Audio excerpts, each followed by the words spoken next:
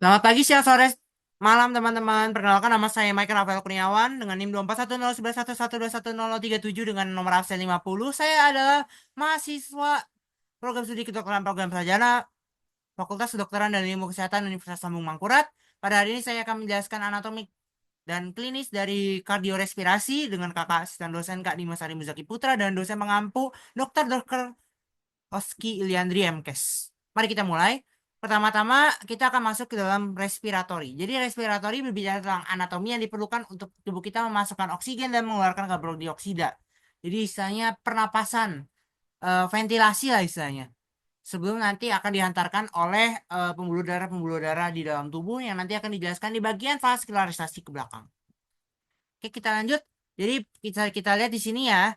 Kalau misalnya pernafasan itu dibagi menjadi dua tempat, yakni yang atas dan di bawah, upper respiratory dan lower respiratory. Jadi di sini ada nasus, di sini ada nasofaring, ada orofaring, nasofaring karena dekat nasus, nasus hidung, lalu orofaring, oris mulut. Kalau ini laringofaring, jelas karena laring dan ada laring juga di sini kelihatan jelas. Lalu lanjut di bawah ada trakea, lalu ada karina. Sebenarnya ini lebih tepatnya namanya bifurcatio ya. Kalau misalnya karina itu terletak di bagian dalam. Lalu lanjut di sini ada bronchus primarius dexter dan juga bronchus primarius sinister. Ini ada yang pulmodexter karena 3 lobusnya dan ini pulmosinister 2 lobusnya. Lalu dibatasi antara abdomen dan rongga toraks dan dibatasi oleh diafragma. Kita lanjut. Jadi di sini kelihatan ya kalau misalnya tulang-tulang di hidung paling kelihatan. Jadi berfokusnya cuma di bagian tengah aja. Jadi, nah di sini ada septum nasi nih di sini. Lalu di sini ada alakwe nasi yang nanti bentuknya kayak sayap itu. Lalu ada septum nasal cartilage. Lalu ada lateral cartilage. Lalu juga ada os nasale. Lanjut. Bicara tentang gambar ini sebenarnya bicaranya tentang seluruh bagian yang di dalam hidung. Dibagi bisa menjadi dua ya. Ini vestibulum nasi dan ini adalah eh kavitas nasi propria. Jadi vestibulum nasi itu menuju ke ruang tamu yang pertama kali dimasuki lah. Dan ini kavitas nasi propria atau istilahnya kenapa propria? Karena ini yang proper yang sebenarnya istilahnya tempat-tempat struktur yang ada di dalamnya itu dari si kavitas nasi. Kan ini kan bicara tentang kavitas nasi secara keseluruhan ya. Tetapi ada juga yang namanya vestibulum nasi dan kavitas nasi propria, propernya. Kalau misalnya di sebelum nasi kelihatan ada nasi, lalu juga di sini ada kartilago dan osnya juga. Kalau misalnya bicara tentang kavitas nasi, di sini nanti ada bicara tentang konka dan meatus. Kalau konka itu yang agak tebel di sini, kalau misalnya meatus yang agak mendelap bahasanya ke bawah lah istilahnya. Jadi kalau misalnya konka sama meatus ini ada tiga, ada superior, media sama inferior. Nah, di sini ada sinus-sinus juga. Sinus-sinusnya ada 4. Sinus frontalis, sinus sphenoidalis, sinus maxillaris, sama sinus ethmoidalis. Adapun yang biasanya cuman kelihatan itu kalau misalnya dari gambar tuh sinus frontalis sama sphenoidalis. Ini juga sebenarnya ethmoidalis. Jadi nanti di sini ada hiatus-hiatus nanti tempat bermuaranya ke sinus-sinus ini. Bermuara saraf lah istilahnya. Nah, di sini ada koane nanti bakal masuk ke nasofaring. Nah, di ini makanya di sini udah ada tonsil faringea. Nah, di sini ada torus tubarius yang nanti bentuknya seperti tuba. Nah, kan kalau kalau tahu ya alat tuba ada yang bentuknya kayak C gini nih. Nah, itu kenapa namanya itu torus tubarius. Lalu ada ostium pharyngeum tuba auditiva torus auditivae yang merujuk kepada auditive yang merujuk kepada hubungan antara faring. Nah, di sini atau nasofaring di sini dengan telinga. Nah, itu terletak di antara torus tubarius. Lalu juga yang terakhir ada torus sulfatorius yang dekat dengan musculus levatorius. Nah, ini yang sudah dikatakan tadi. Ntar kita undur dulu untuk gambarnya. Nah, di sini kan ini yang batasnya koane yang sudah kayak katakan tadi, torus tubarius juga sudah. Nah, ini mungkin beberapa tambahan. Ada plica salpingopalatina merujuk kepada palatina yang di sini. Lalu ada salpipo salpingofaringea karena merujuk kepada Kan plika kan lekukan ya. Ini tuh merujuk kepada seluruh faring. Kalau tadi tuh lebih tetap ke arah si palatina. Makanya di sini juga ada tosa palatina kan. Nah, di sini ada septum nasi, udah kelihatan jelas ya. Lalu juga selain itu juga ada arcus lekukan, arcus palatopharyngeus. Kenapa palato? Karena ini merujuk kepada palatinum. Lalu ada beberapa glandula juga, tapi kita belum masuk ke situ. Jadi kita tidak akan menyentuhnya. Nah, di sini ada epiglottis, jelas. Ini yang menandakan perpindahan ya dari si faring ini or apa laringofaring ini ke hmm, istilahnya esofagus dan laring, tergantung mau masuk mana ya. Ini kan nanti juga dipisahkan oleh epiglottis. Yang epiglottis nanti katopnya akan membuka tutup, buka tutup, buka tutup. Ya. Oke, lanjut. Apa saja struktur lain yang ini belum dibahas? Seperti sudah untuk semua struktur yang penting untuk bagian nasofaring, orofaring, dan laringofaring. Kita lanjut. Di sini bicara tentang laring. Jadi kalau misalnya di laring ini yang paling penting adalah ini. Di sini ada dua plika, dua lekukan, yakni plika vestibularis. Vestibularis yang palsu dan vokalis yang asli, vokal, mengeluarkan suara. Tapi sebenarnya vestibularis ini bukan ini ya, bukan palsu ya, technically ya. Disebut palsu karena bukan dia yang menggetarkan untuk suara, tapi dia hanya menghantarkan dan istilahnya memperbesar suara dari plika vokalis tersebut. Nah, kan seperti yang ini juga kita tahu kan, vestibulum itu merujuk ke ruang tamu yang pertama kali dimasukkan, bukan yang aslinya. Sama seperti yang tadi kelihatan kalau misalnya ini ya, vestibulum nasi, bukan ini cavitas nasi propria. Nah, di sini juga beberapa kartilago yang mendukung seperti kartilago tiroidea, kartilago cricoidea, kartilago ini udah ke bawah sini udah trakea sih jatuhnya. Dan ligamen-ligamennya ya. Di sini juga ini ruang antara si dua plika vokalis ini disebut dengan rima glottidis. Nah, dan ligamen yang membantu pergerakan dari si plika vokalis ini disebut ligamen vokale, jelas. Dan ototnya musculus musculus vokalis, jelas. Nah, di sini kalau nggak salah bicara tentang plika vokalis nanti di supportnya sama cartilago arytenoidea. Kalau lebih seperti itu. Vestibulum dan ini kalau nggak salah ventriculusnya, bawahnya lah. Lanjut. Nah, ini bicara tentang trakea, empat struktur penting. Cartilago trakea yang bentuknya seperti C, lalu ada ligamentum annularia di antara trakea tersebut. Lalu juga ada musculus trachealis, otot yang menggerakkan trakea ini. Dan yang terakhir ada bifurcatio trakea yang udah dijelaskan tadi. Dan kalau di dalam namanya carina. Carina terdapat reseptor batu. Lalu untuk bronkus, bronkus sendiri nanti dibagi menjadi tiga tahap. Ada primarius atau principalis, lalu ada secundarius atau nama lainnya lobaris, dan yang terakhir ada tertius atau segmentalis. Ini berbicara nanti kalau paru-paru itu ada dua paru-paru, lalu ada tiga lobus, dan nanti ada 9 bagian untuk kiri dan 10 bagian untuk kanan. Per segmen nanti baru nanti jadi bronchiolus dan jadi alveolus. Oke, ini bicara tentang lobus dexter. Di sini ada hilus pulmonis jelas. Di sini ada visura horizontalis, ada visura obliqua yang ngebaginya lobus superior, lobus media, lobus inferior. Di sini kalau misalnya bicara tentang hilus pulmonis, yang penting ada bronkusnya, bronkus lobaris dan principalis, lalu juga ada arteri vena pulmonalis. Kalau misalnya ini lobus dexter itu ada 3 lobus dan 2 visura. Kalau misalnya lobus sinister cuma punya dua lobus dan satu visura yakni visura obliqua. Kenapa obliqua? Miring. Kalau horizontalis lurus. Jelas. Oke, kita lanjut ke kardio. Jadi ini beberapa struktur pentingnya. Di sini ada atrium cordis dextra ditunjuk oleh auricula dextra. Lalu juga ini jelas ventriculus cordis dextra. Lalu ada ventricularis sinistra dan ini jelas juga merujuk ke istilahnya sinistra auricula kan di sini kan ada auricula sinistra. Jadi kenapa namanya auricula? Karena bentuknya seperti telinga. Oke. Kalau misalnya ini Kalau misalnya paru-paru tadi kan dilapiskan oleh pleura, pleura visceralis dan pleura parietalis. Kalau misalnya ini jantung dilapisi oleh perikardium. Perikardium dibagi menjadi fibrosum dan serosum. Fibrosum seperti fibra. Kalau misalnya serosum itu merujuk kepada cairan, cairan seros. Cairan yang istilahnya tuh kan ada yang mukus dan serous ya. Ini serous, serosum. Itu ada dua lapisannya, laminanya parietalis dan visceralis. Yang nempel sama jantung langsung itu lamina visceralis. Oke, ini bicara tentang inovasinya. Di sini ada arteri koronaria dextra dan ini arteri koronaria sinistra. Ini semuanya sama cabangnya. Ini tuh dari arcus aorta. Jadi nanti dia yang muter memberi nutrisi bagi jantung nanti akan di persyarapi balik lah. Bukan dipersyarapi balik apa?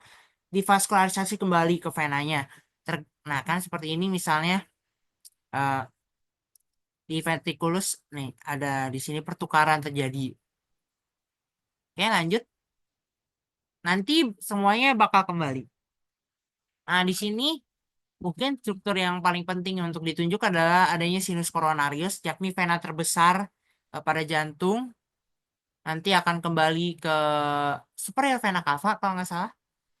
Nah, di sini ada sinus coronarius dibagi jadi tiga lagi. Ada kardiaka magna, ada kardiaka parva, dan juga kardiaka yang medianya. Kita bisa juga ngeliat tuh yang sirkumflexa tadi apa LCX ngarah kemana lagi kan ke sini ke belakang buat ngasih makan yang di posterior juga. Jadi bukan cuman anterior doang yang diberi makan. Nah, di sini juga kelihatan lagi nih ya aurikulanya di sini ventriculus cordis sinister dan ventriculus cordis dexter. Lalu juga kelihatan di sini untuk valvulanya, pembuluh darahnya. Yang akan saya lebih bahas lanjut lagi nanti di slide selanjutnya. Nah, karena slide selanjutnya jelas adalah slide valva atau bicara tentang katup.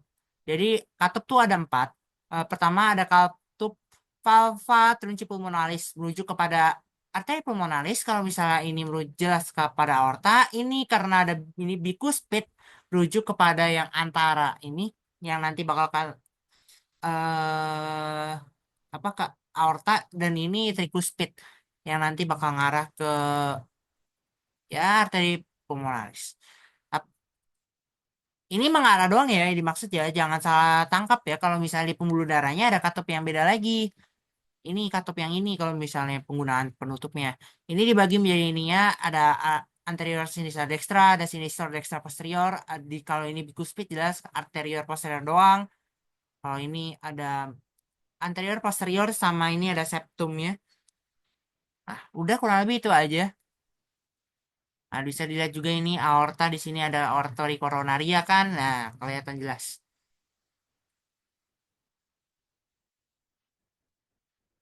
Nah, di sini struktur yang paling penting yang ingin ditunjuk adalah chordae tendinae, yakni jaringan ikat yang nanti apa istilahnya berfungsi sebagai katup tersebut, katup yang menutup tersebut. Dan di sini ada musculus papillaris. Nanti kalau misalnya kita lihat ya tadi ada yang anterior septum sama posterior. Nah, itu tuh nanti kalau misalnya nama musculus papillaris bakal menuju ke situ juga. Lalu juga di sini juga ada ini nih. Ostium vena cavae inferioris. Jadi kalau misalnya bicara tentang masuknya pembuluh darah, baik vena cava superior inferior, itu di situ ada apa istilahnya? Sebuah ostium. Jadi sebuah tulang di jantung agar memperkuat jalur masuknya. Oke, lanjut.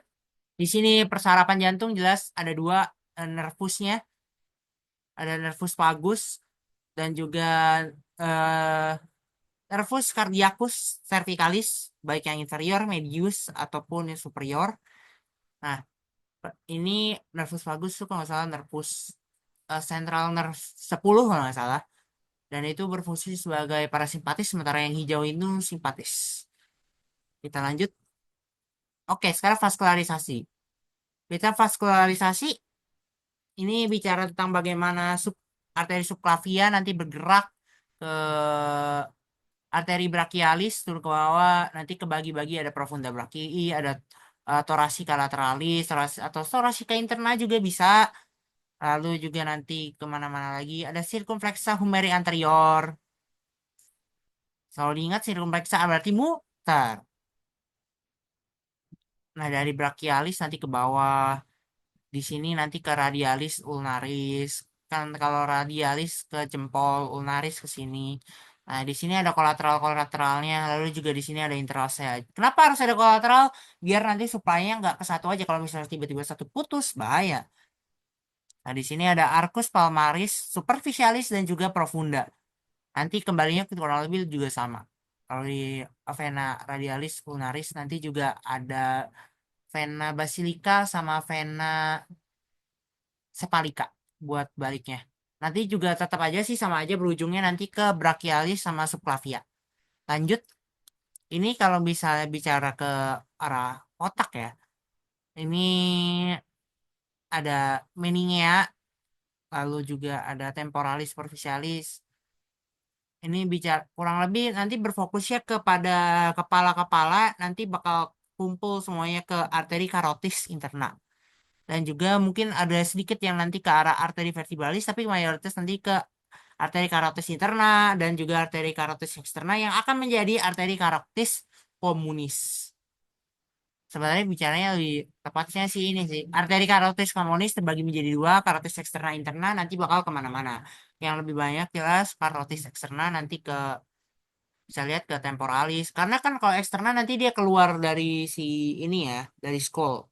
Tengkorak kalau misalnya interna dia mempercarapi yang dalam bagian dalam seperti otak dan sebagainya macamnya. Lanjut. Lalu di sini kan tadi kan ada aortus aorta ya. Arcus aorta itu ada trunkus trunkus brachiosephalicus nanti nanti membelah menjadi arteri subclavia kan. Ya, arteri subclavia sama carotis communis dextra. Sementara kalau ini arcus aorta lanjutannya ada subclavia sama carotis communis sinistra. Carotis communis dulu lebih BTW, sinistra dan nanti ke bawah lewatin ini namanya aorta thoracika, lewatin rongga dada, lalu ke bawah ini aorta abdomen. Kelihatan di sini aorta abdomen ini namanya truncus celiacus. Nanti ngarah ke hepar, hepatica, lalu ke gastrika sinistra, lalu ada duodenum gastrika sinistra, lalu juga ini pankreatis juga.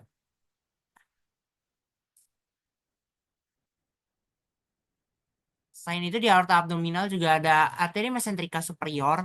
Nanti dia ngarah ke kolon yang ascendens, lalu juga kolons yang ini ngarah ini transversus sama beberapa ini lagi seperti usus jejunum, lalu juga ileum. Kalau misalnya ren atau ginjal arteri sendiri dia, arteri renalis. Kalau misalnya ini ada lagi mesentrika inferior nanti bakal dia tuh cuman kalau nggak salah kolon descendens sama rectalis. Lalu dari aorta abdominal mecah lagi ke jadi dua yakni iliaka komunis. Iliaka komunis dextra ataupun sinistra. Nah, iliaka komunis dextra sinistra dia memecah menjadi iliaka eksterna dan interna. Dari iliaka eksterna nanti jadinya ke femoralis, dari femoralis nanti jadinya pudenda, ada arteri pudenda, lalu ada arteri profunda femoris, lalu juga nanti kalau ke bawah lagi sebentar itu nanti ke arteri poplitea nanti terbagi juga jadi tibialis anterior dan posterior, tibialis posterior jadi fibularis, dan nanti fibularis nanti tibialis, kedua tibialis tersebut menjadi ini arteri dorsalis pedis. Kurang lebih seperti itu aja untuk bicara tentang vaskularisasi.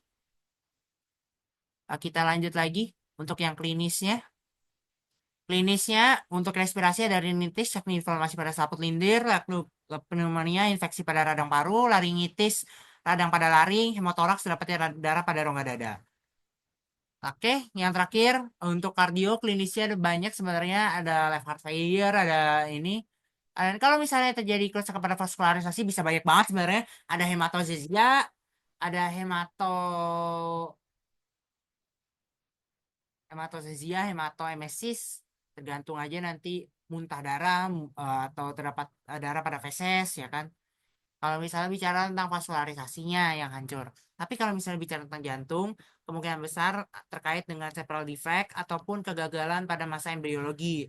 Ini adalah salah satunya, yakni tetralogy of Fallot. Jadi di sini aortanya overriding, jadi aortanya tembus bareng-bareng lah. Lalu ada stenosis pulmonik, jadi eh, si katup pulmonalnya ini nyempit banget darahnya, jadi nggak bisa maksimal. Lalu ada ventricular septal defect, jadi nanti darahnya apa nyatu karena dua ventricle ini bersatu. Dan yang terakhir ada eh, right ventricular hypertrophy yang nanti bakal menjadi right heart failure. Kalau misalnya left heart failure kan yang biasanya sering ditemuin, karena left heart failure ini bicara tentang eh apa istilahnya, proses yang biasa aja begitu kurang lebih. Tapi kalau misalnya kegagalan dari awal biasanya itu disebabkan oleh tetralogy of ini. Oke, itu saja sekian penjelasan dari saya. Ini ada kata-kata terakhir. Ayo in the moment, live your purpose, make everyday epic. Terima kasih telah mendengarkan. Semoga menjadi manfaat bagi kita semua. Sampai jumpa di pertemuan selanjutnya. Sampai jumpa dan bye-bye.